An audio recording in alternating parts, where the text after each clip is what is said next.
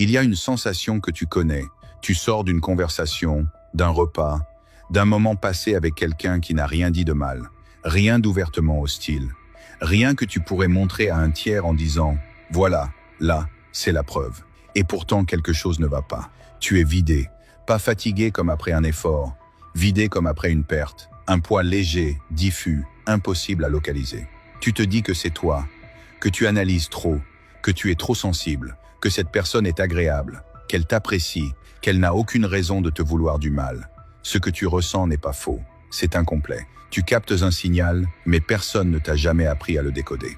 Robert Greene a consacré des années à documenter ce que la majorité des gens refusent d'admettre. Dans les lois de la nature humaine, il pose un constat qui dérange. Chaque individu porte un masque social, un visage fabriqué pour rendre la coexistence supportable.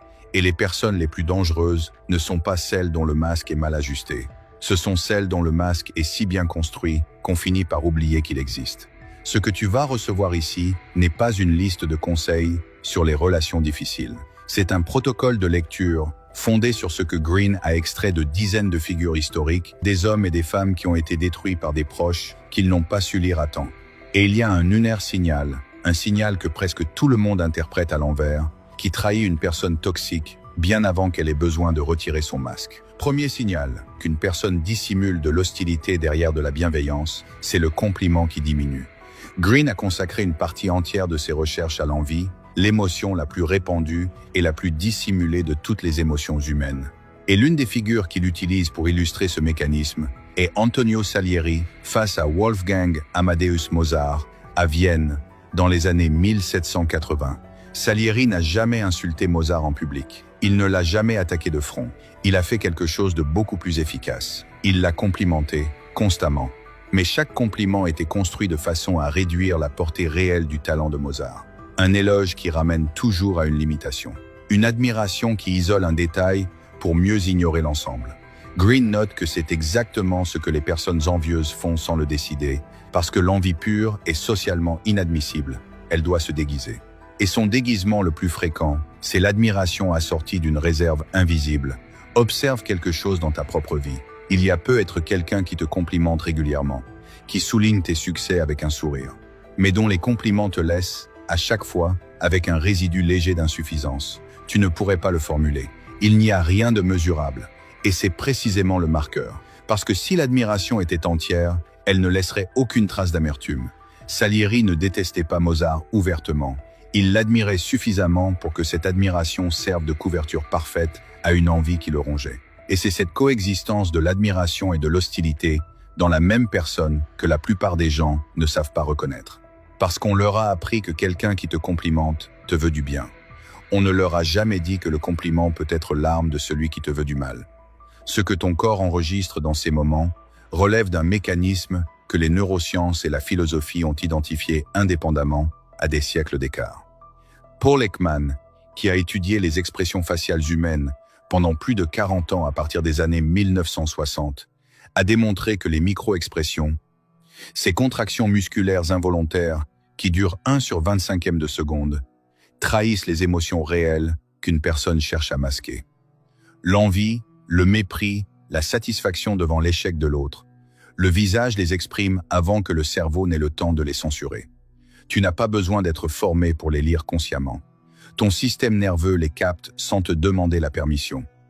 Marc Aurèle écrivait déjà dans ses pensées pour moi-même, au IIe siècle, que les intentions d'un homme se lisent non dans ce qu'il dit, mais dans ce que son corps trahit malgré lui. Ce que les neurosciences mesurent aujourd'hui en laboratoire, la philosophie l'avait pressenti par l'observation pure. Et quand deux disciplines qui ne se sont jamais croisées arrivent à la même conclusion, ce n'est plus une théorie, c'est une constante de la nature humaine. Ce malaise inexplicable que tu ressens après certaines interactions, c'est exactement ça. Ton corps a vu ce que tes yeux n'ont pas eu le temps de nommer. Personne ne t'a enseigné cette lecture. Et ce n'est pas un oubli. Greene le dit clairement dans les 48 lois du pouvoir. Ceux qui comprennent les mécanismes de l'envie et de l'hostilité masquée n'ont jamais eu intérêt à les rendre accessibles. Le système éducatif forme à la coopération, pas à la lecture des intentions. Les conventions sociales récompensent la confiance, pas la vigilance. Et les personnes qui portent les masques les plus convaincants sont précisément celles qui bénéficient le plus de ton incapacité à les voir. Ce n'est pas un complot, c'est une mécanique. Et ce que cette mécanique protège, c'est le droit de nuire en silence. Le deuxième signal est plus lent à émerger, mais beaucoup plus difficile à feindre. C'est l'intérêt disproportionné pour tes failles. Une personne qui t'apprécie retient ce que tu construis. Une personne qui te veut du mal retient ce que tu rates, et elle le fait avec une attention que tu confonds avec de l'empathie. Elle se souvient de tes erreurs avec une précision troublante. Elle connaît tes insécurités parfois mieux que toi, et elle ne les utilise jamais de front. Elle les mentionne en passant, en glissant, comme un détail sans importance, juste assez pour te déstabiliser, sans que tu puisses l'accuser de quoi que ce soit. Green analyse ce mécanisme à travers le cas de Joseph Fouché. Fouché a été ministre de la police sous le Directoire, sous Napoléon, puis sous la Restauration, à Paris entre 1799 et 1815. Il était considéré comme l'homme le plus informé de France, non pas parce qu'il espionnait mieux que les autres, mais parce qu'il savait écouter les failles. Il constituait des dossiers entiers sur les vulnérabilités de chaque personne de son entourage, pas pour les exploiter immédiatement, pour les garder en réserve, comme une arme qu'on ne sort jamais du fourreau, mais dont l'existence modifie chaque conversation. Green souligne que Fouché ne menaçait personne. Il n'avait pas besoin de menacer. Il lui suffisait de laisser entendre, par un mot, par un regard, par un silence placé au bon moment, qu'il savait quelque chose que l'autre aurait préféré garder dans l'ombre. Ce comportement n'est pas réservé aux figures de pouvoir. Il existe dans chaque bureau, dans chaque groupe d'amis, dans chaque couple où l'un des deux collecte les faiblesses de l'autre sans les nommer. La question n'est pas de savoir si quelqu'un perçoit tes failles, tout le monde les perçoit. La question est pourquoi cette personne les retient, avec un soin qui dépasse la simple attention. Et la réponse, presque toujours, est qu'elle les stocke. Comme Fouché stockait les siennes. Non par cruauté consciente, mais par un instinct de contrôle qui se nourrit de la vulnérabilité d'autrui. Si ce que tu entends ici résonne comme quelque chose que tu savais déjà, sans pouvoir le formuler, ce n'est pas un hasard. Le fait que tu sois là, que ces mots trouvent une prise en toi, c'est le signe que ton regard va naturellement plus loin que ce qu'on te montre. J'ai condensé ces mécanismes dans un e-book « Aura et pouvoir », disponible en description. Il te donne les outils de lecture comportementale que cette vidéo ne peut qu'effleurer. Il y a un troisième signal, et celui-ci est le plus douloureux à identifier parce qu'il se produit au moment exact où tu es le plus exposé. Ta réussite. La réaction visible est toujours correcte. Le sourire est là. Les félicitations arrivent au bon moment. Rien ne manque dans la performance. C'est ce qui se passe juste après qui révèle tout. La personne qui t'apprécie sincèrement reste dans l'énergie de ce que tu viens d'accomplir. Elle en reparle. Elle la prolonge. Elle la mentionne à d'autres quand tu n'es pas là. La personne toxique, elle, change de sujet. Elle minimise, ou elle fait quelque chose de plus chirurgical encore.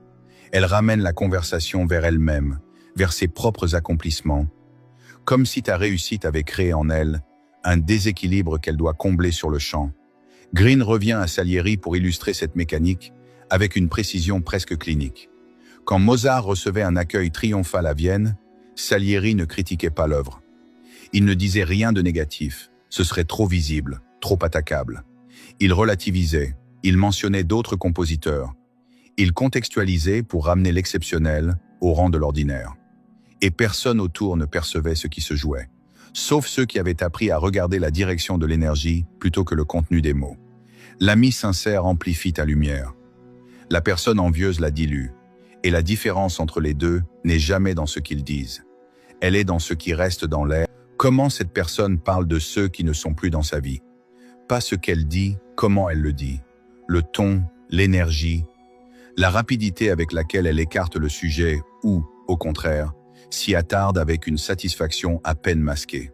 Ces 14 jours te donneront une cartographie plus fiable que 10 ans d'amitié aveugle. Il y a un cinquième signal que les personnes toxiques émettent de façon presque universelle et que Green relie directement à une mécanique de pouvoir, la triangulation. Jamais de confrontation directe, jamais de critique en face. La personne toxique te rapporte ce que quelqu'un d'autre aurait dit de toi. Elle transmet un jugement, une remarque, une réserve, et elle se positionne toujours comme la messagère neutre, jamais comme la source. Si tu observes le rythme de ces messages rapportés, tu remarques qu'ils arrivent au moment précis où ils peuvent te fragiliser le plus.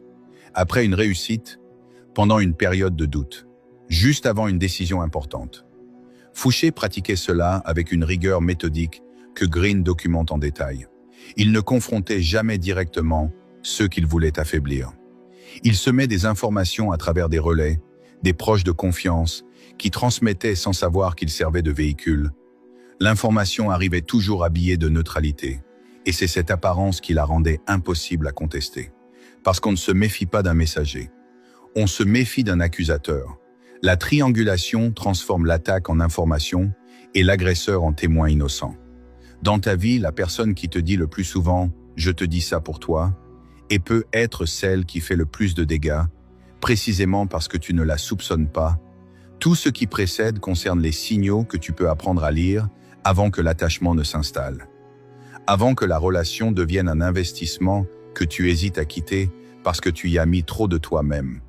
Mais il y a une réalité que ce qui suit ne peut pas ignorer. En écoutant ce qui vient d'être dit, certains n'ont pas pensé à quelqu'un qu'ils pourraient croiser demain. Ils ont pensé à une personne qu'ils connaissent depuis des années, quelqu'un avec qui ils vivent, travaillent ou qu'ils comptent encore parmi leurs proches. Et dans ce cas, la détection ne suffit plus.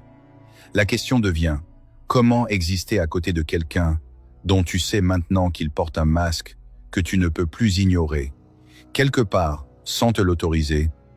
Green a écrit quelque chose dans les lois de la nature humaine que la plupart des lecteurs survolent sans s'arrêter. Il dit que la lunaire erreur face à une personne toxique identifiée n'est pas de rester, c'est de réagir. Parce que la réaction émotionnelle est précisément ce que la dynamique toxique exige pour se maintenir. Ta colère nourrit la personne en face, ta tristesse la rassure sur son emprise. Ton indignation lui confirme qu'elle a du pouvoir sur toi. Chaque réaction que tu lui offres est un fil qui renforce le tissu au lieu de le défaire. La lunaire discipline est le retrait émotionnel sélectif. Tu ne coupes pas la relation, pas encore. Tu coupes l'accès à tes réactions. Tu deviens, face à cette personne, un espace neutre. Tu écoutes sans valider, tu observes sans commenter, tu réponds sans te livrer. Ce retrait se pratique avec une précision non négociable. 7 jours consécutifs, sans aucune réaction émotionnelle, visible face à cette personne. Pas de froideur marquée, la froideur serait encore une réaction, encore un signal qu'elle peut lire et exploiter. Un calme, stable, qui ne demande rien et ne donne rien au-delà du strict nécessaire. Ce qui se produit pendant ces 7 jours est mesurable.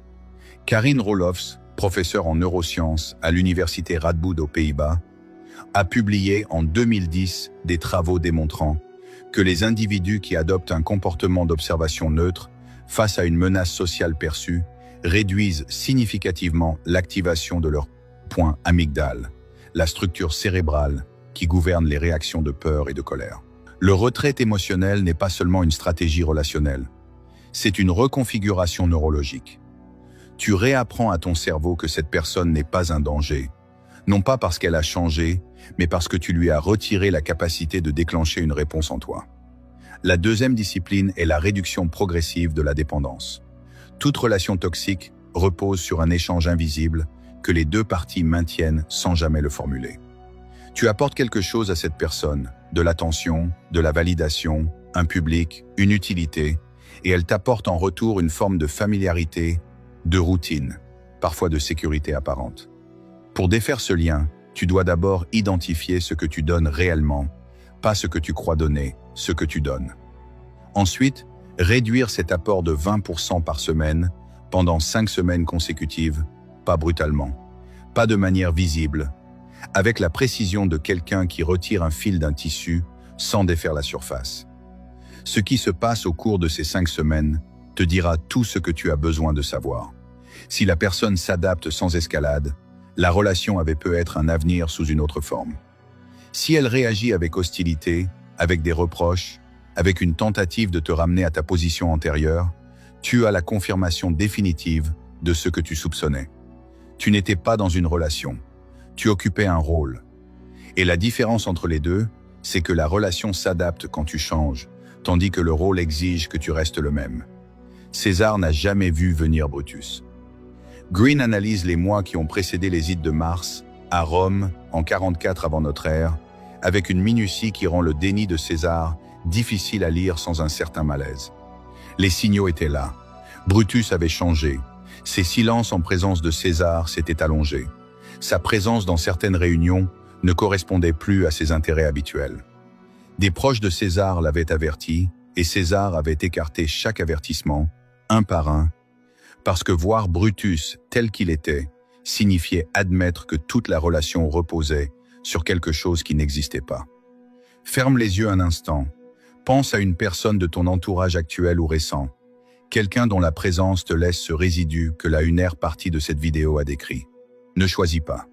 Ton esprit sait déjà de qui il s'agit, laisse le visage apparaître. Tu as cette personne. Maintenant, applique les 3 strates que Green utilise pour lire un individu. Unaire strate, ce que cette personne te montre volontairement.